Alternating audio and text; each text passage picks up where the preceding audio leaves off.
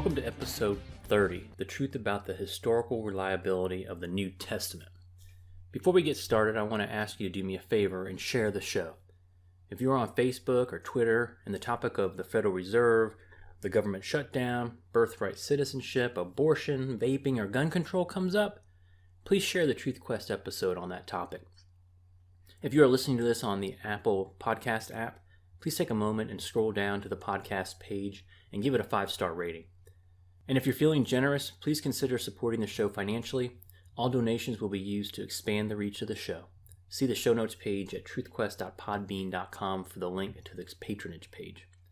The easiest way to stay up to date on the podcast is to subscribe to it on iTunes or Google Play Music.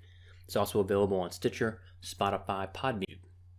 Finally, please join the conversation on Facebook at facebook.com/truthquestpodcast.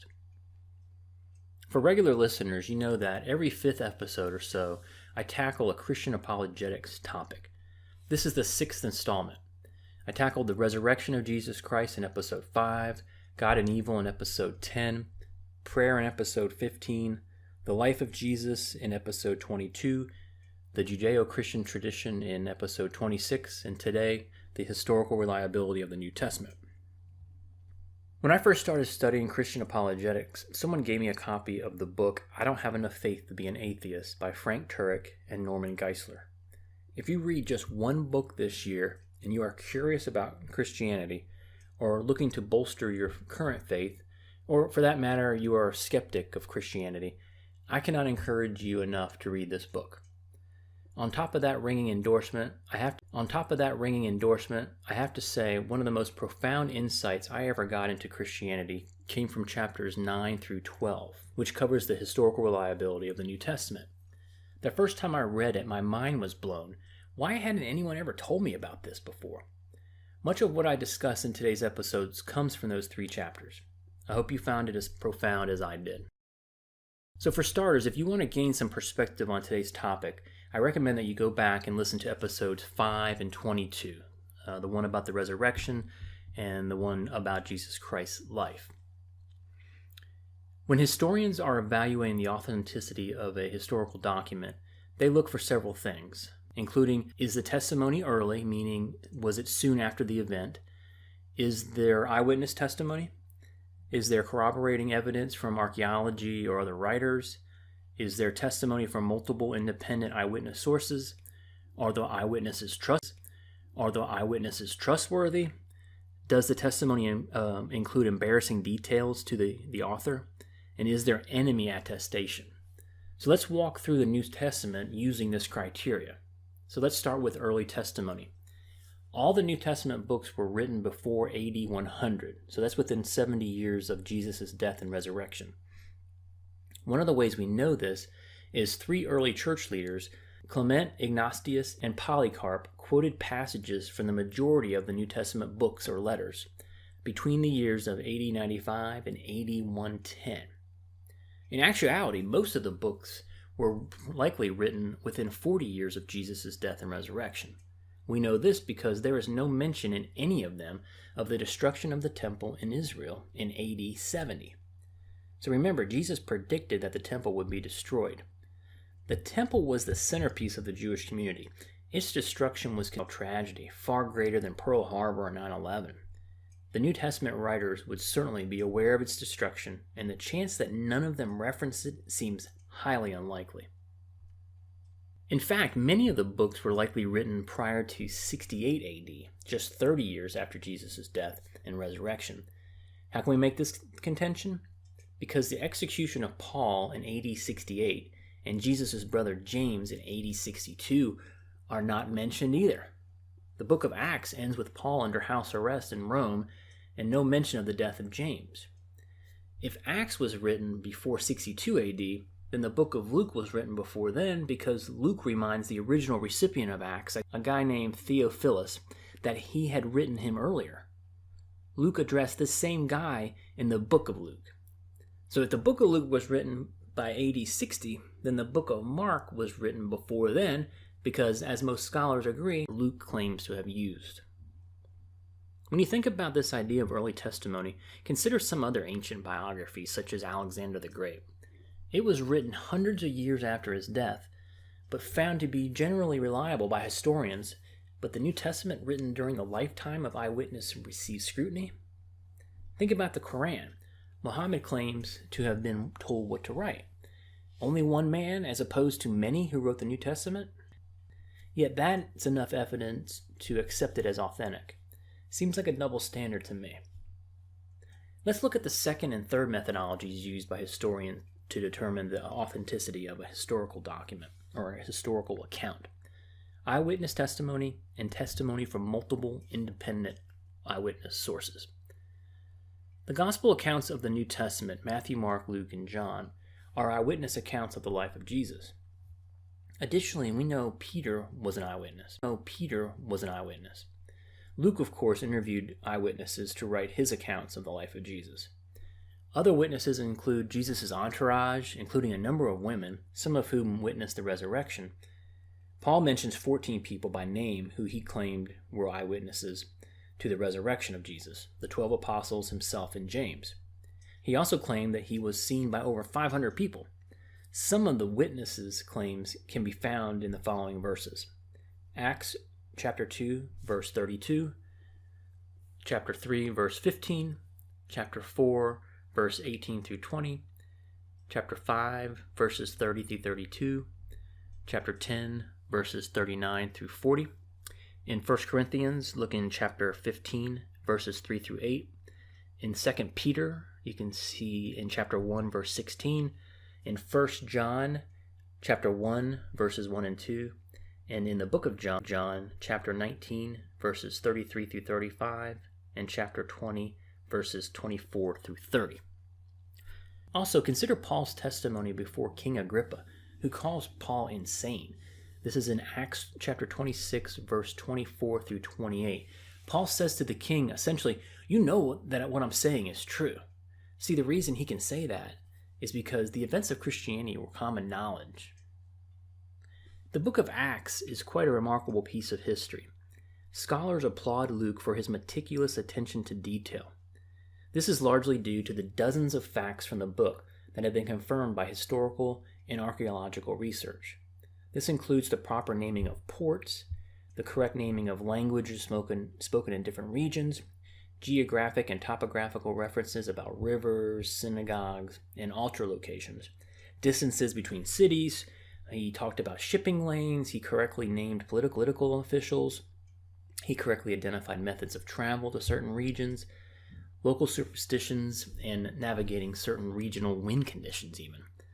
By proving that Luke's account in Acts is true, we can logically surmise that Matthew and Mark's accounts are true as well, given that they tell some of the same stories.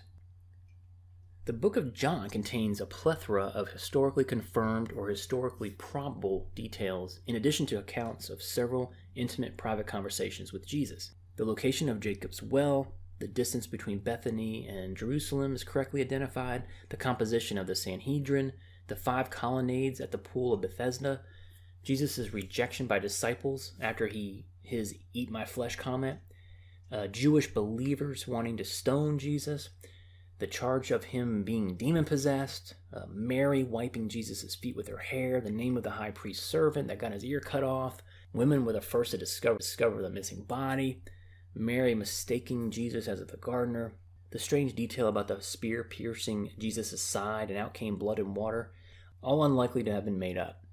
That last fact is actually a known medical condition that would occur in someone in a crucifixion situation. A sac of watery fluid would gather around the heart. It's a condition known as pericardium. John, of course, would not have known about that condition. On top of all that evidence, there are 5 or 6 events in the book of John that are corroborated by Josephus' historical commentaries. So when you look just at the books of John, Luke, and Acts, there are at least 140 details that appear to be authentic. In addition, the New Testament also has references to at least 35 people who have been confirmed as historical by archaeology or from non-Christian sources. This list includes people like Agrippa I and Agrippa II, Felix, Pilate, Caiaphas, Annas, Herodias, and several of the Herods. As the author of I Don't Have Enough Faith to Be an Atheist says time and again, I don't have enough faith to question the authenticity of the New Testament, specifically these 3 books and those that were used as references by Luke. So we have examined early testimony, eyewitness testimony, and testimony from multiple independent eyewitness sources. Now let's examine the trustworthiness of the eyewitnesses. When determining the trustworthiness of the New Testament eyewitness or authors, the overarching consideration you need to focus on here is what their testimony cost them. They were rejected by traditional Jewish society for abandoning the rituals of the Jewish religion. They were persecuted, tortured, and killed. 11 out of the 12 disciples were martyred. Peter was crucified, supposedly upside down. James was stoned to death. Paul was beheaded. It's been said that people are willing to die for a lie that they think is true, but no one, especially multiple people, are willing to die for a lie that they know is a lie. I want you to marinate on that sentence for just a minute. People are willing to die for a lie that they think is true. So think suicide bombers who think they're going to go to paradise, or mass suicide with cults is usually a similar situation. But no one is willing to die for a lie that they know is a lie. Some other things to consider that act to validate the trustworthiness of the testimony. Some of the details about the resurrection are hard to attribute to the imagination. Joseph of Arimathea's tomb. Remember, he was a member of the Sanhedrin, the council that sentenced Jesus to death. You think if that fact was false, the whole resurrection story would not have been disputed? The first 4 witnesses to the resurrection were women who at the time in the ancient world could not even testify in court. For crying out loud, Mary Magdalene was previously known to be crazy or demon-possessed. Why put her in the story at all unless the story is true? Remember all the historical figures I mentioned earlier? If that was made up, the story could have been easily disputed. Also, the New Testament writers provided divergent details, meaning they did not report the facts exactly the same when they wrote about the same event. Think about it. If in a court of law a judge hears 2 or 3 witnesses say the same exact thing, what's the first thing that crosses his mind? Collusion. Exactly. It is actually very common for witnesses to remember events slightly differently.